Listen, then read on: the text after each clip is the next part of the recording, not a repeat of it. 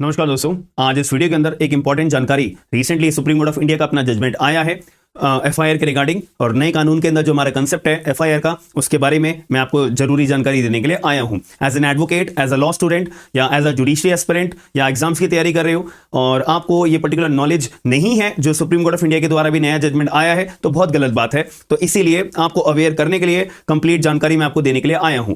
अभी जैसे ही हमारे देश में 1 जुलाई 2024 से नए कानून लागू हुए थे, तो उसके अंदर एक कंसेप्ट है हमारा सेक्शन 173 के अंदर भारतीय नागरिक सुरक्षा संहिता में एफआईआर का, फर्स्ट इंफॉर्मेशन रिपोर्ट का। तो उसके अंदर बहुत सारे नए चेंजेस करे गए हैं, नई बातें ऐड करी गई हैं, जिसमें पहले जीरो एफआईआर का कंसेप्ट नहीं था, वो ऐड करा गया है। इलेक्ट्रॉनिक एफआईआर का कंसेप्ट नहीं था, वो ऐड करा गया है। और अगर कोई फोन पे, ईमेल के जरिए, व्हाट्सएप के जरिए पुलिस को जानकारी देता है तो उसमें एफआईआर दर्ज करनी चाहिए, नहीं करनी चाहिए, इसके बारे में पुराने हमारे कानूनों में, पुराने सीआरपीसी में नहीं था, अब ऐड करा गया है। ऐसे ही जब नई बातें ऐड करी गई हैं तो कंफ्यूजन भी बहुत ज्यादा नई क्रिएट हो गई थी। तो इस बात का अब हमें सॉल्यूशन कौन देगा?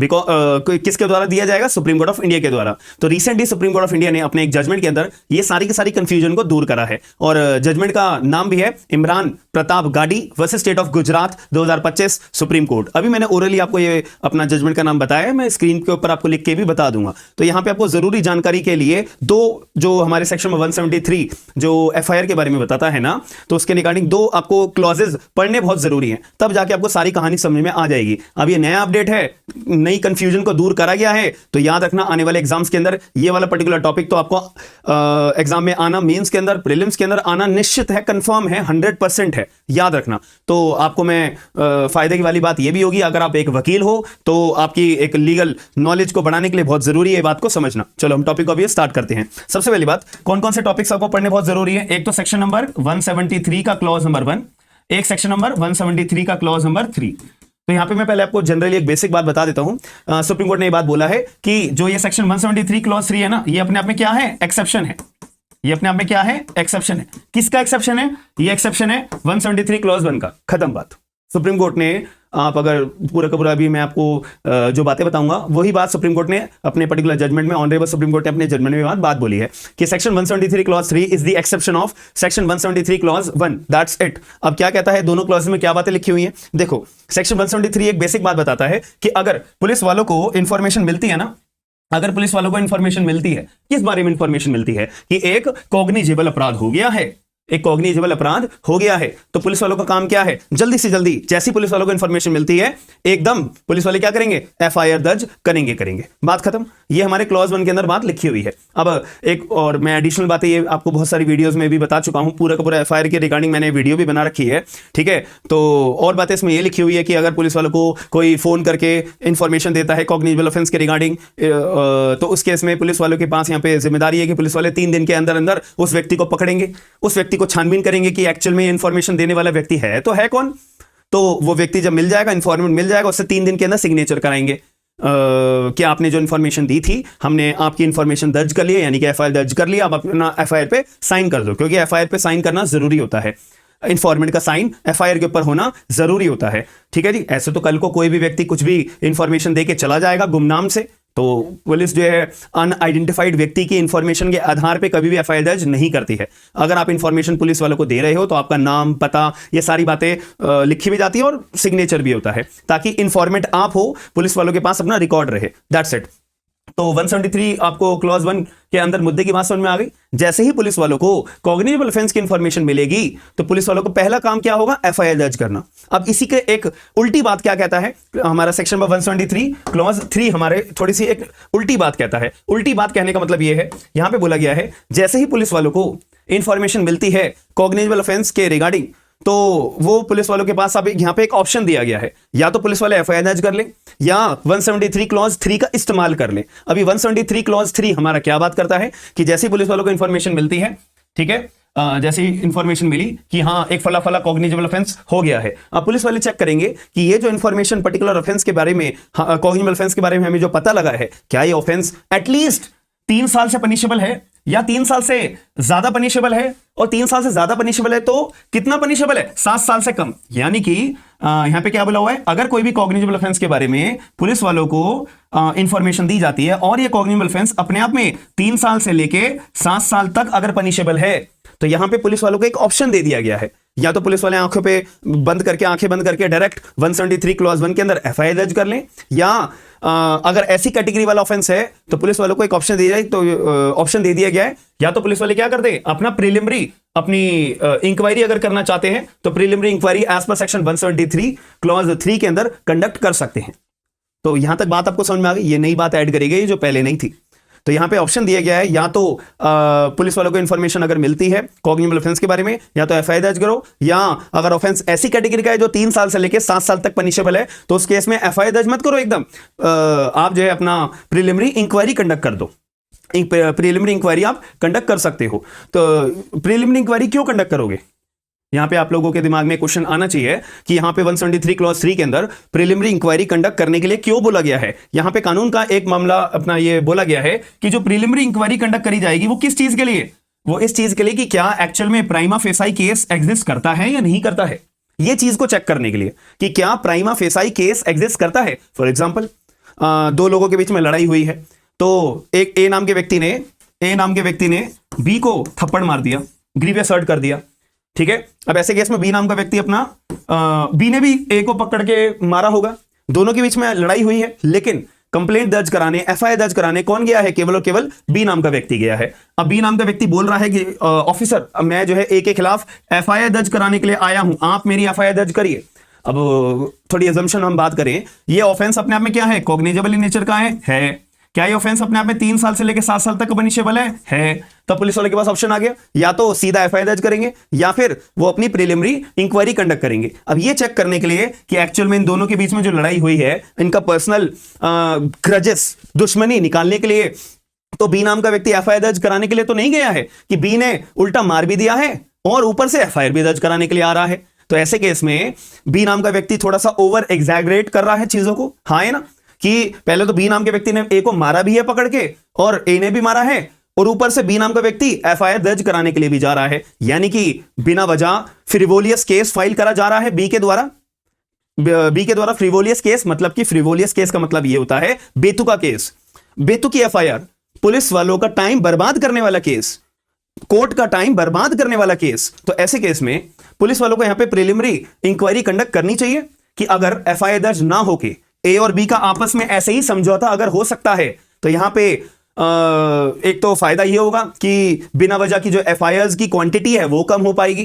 कोर्ट के ऊपर जो मामला जाके सेटलमेंट हो पाता वो भारी भार से अपना प्रीलिमिनरी इंक्वायरी कंडक्ट करके अगर सेटलमेंट हो जाता है तो भी बढ़िया है, हाँ है ना।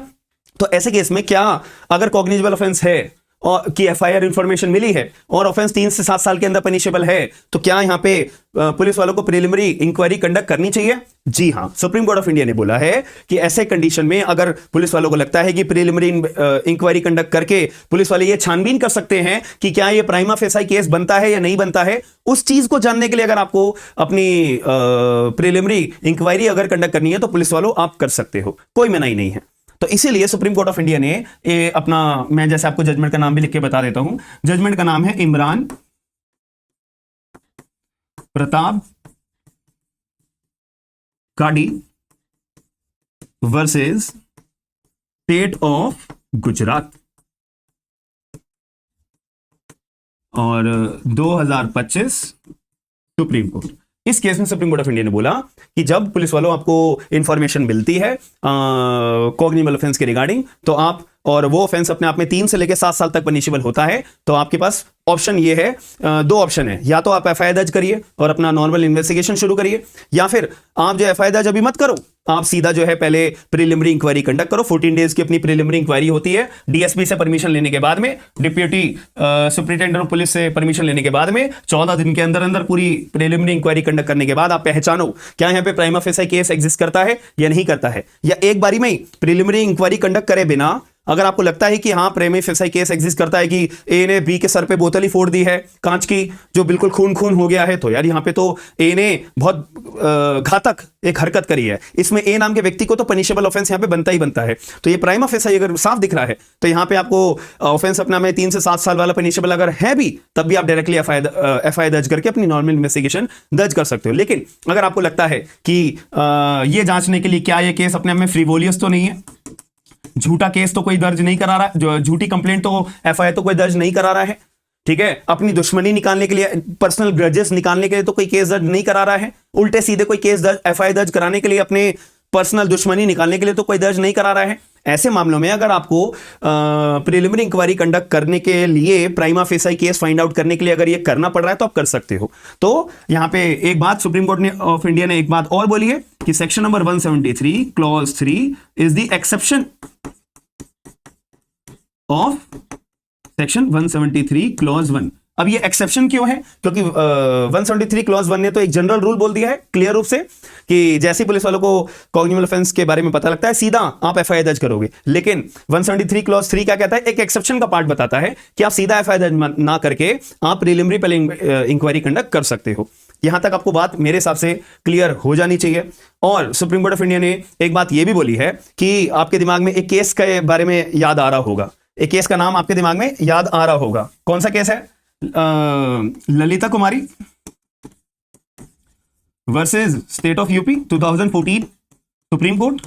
इस केस में क्या बोला था? आपके दिमाग में याद होगा, सर आप तो एक बात भूल ही गए, इस केस में भी तो प्रीलिमिनरी इन्वेस्टिगेशन या प्रीलिमिनरी इंक्वायरी कंडक्ट करने के लिए बारे में इस केस में भी तो बोला था। बट याद रखना इस केस में क्या बोला गया था, अगर आपने फैक्ट्स अच्छे से पढ़े होंगे तो इस केस में बोला गया था कि पुलिस वालों के पास एफआईआर दर्ज करने से पहले प्रीलिमिनरी इंक्वायरी कंडक्ट करने का अधिकार है। लेकिन क्या चीज को पहचानने के लिए इस केस में बोला गया था कि पुलिस वालों के पास प्रीलिमिनरी इंक्वायरी कंडक्ट करने का अधिकार है, यह जांचने के लिए कि जो पुलिस वालों को इंफॉर्मेशन मिली है वो एक्चुअल में कॉग्निजेबल ऑफेंस के बारे में है या नॉन कॉग्निजेबल ऑफेंस के बारे में है।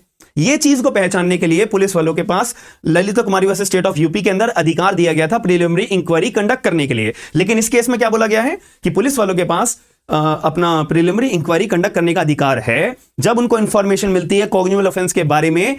यह पहचानने के लिए वो प्रीलिमिनरी इंक्वायरी कंडक्ट कर सकते हैं कि क्या हमें प्राइमा फेसाई केस निकल के आ रहा है या नहीं निकल के आ रहा है, प्राइमा फेसाई केस। और यहां पे क्या ऑफेंस इंफॉर्मेशन जो मिली है वो कॉग्निजेबल ऑफेंस वाली है या नॉन कॉग्निजेबल ऑफेंसेस के बारे में है। तो ये दोनों cases supreme court of India ने अपने इस जजमेंट के अंदर भी रेफर करे हैं, ये चीज को डिफरेंशिएट करने के लिए कि ललिता कुमारी का सिचुएशन अलग थी और इमरान प्रतीप गाड़ी वर्सेस स्टेट ऑफ गुजरात की कंडीशन या सिचुएशन या सर्कमस्टांसेस अलग हैं। Am I clear? And MCQ में आपसे सवाल आ सकता है कि section 173 clause 3 is the exception of this section. आप बोलोगे 173 क्लॉज 1। और रिसेंटली सुप्रीम कोर्ट ने एफआईआर के बारे में कौन सा केस अपना प्रोनाउंस करा है? तो इमरान प्रतीप गाड़ी वर्सेस स्टेट ऑफ गुजरात। और लैंडमार्क जजमेंट एफआईआर के बारे में कौन सा है? ललिता कुमारी। और landmark judgment with respect to the preliminary inquiry कौन सा जजमेंट है? ललिता कुमारी। और recent judgment with respect to the preliminary inquiry कौन सा जजमेंट है? Imran Pratap Gadhi versus state of Gujarat. That's it. अब आपके दिमाग में अगर कोई भी क्वेरी निकल के आ रही है तो आप लोग अपना चैट बॉक्स के अंदर अपनी क्वेरीज को रेस कर सकते हो, मैं इसका जवाब आपको पर्टिकुलरली पक्का दूंगा। तो एज एन एडवोकेट आपको ये अपना जजमेंट पता होना चाहिए और रेगुलर बेसिस पे आपको ये चीज़ के बारे में पता होना चाहिए। और आपको ये वीडियो अगर पसंद आई है तो आपकी ड्यूटी क्या बनती है? वीडियो को लाइक जरूर करिएगा, शेयर जरूर करिएगा और लोगों को अवेयर जरूर करिएगा। और हमारा जुडिशरी के बैचेस भी अपने रन हम करवाते हैं अपना स्मार्ट एंड लीगल गाइडेंस के एप्लीकेशन के ऊपर। एंड्रॉइड यूजर्स हो, आईफोन यूजर्स हो या लैपटॉप यूजर्स हो, सारी जगह पे आपको हमारी एप्लीकेशन देखने को मिलती है। सारे के सारे लिंक्स आपको डिस्क्रिप्शन बॉक्स के अंदर मिल जाएंगे। तो आप अगर कोई भी बैच ज्वाइन करना चाहते हो तो आप कर सकते हो। हम मिलते हैं नेक्स्ट वीडियो के अंदर। थैंक यू, धन्यवाद, साइनिंग ऑफ।